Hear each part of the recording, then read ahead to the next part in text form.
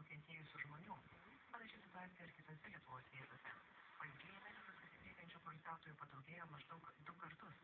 Medikai perspėja, kad virš 30 laipsnių pakilusi temperatūra ypač pavojinga kūdikiams ir vaikams iki 4 metų amžiaus, taip pat 65 ir vyresniems žmonėms.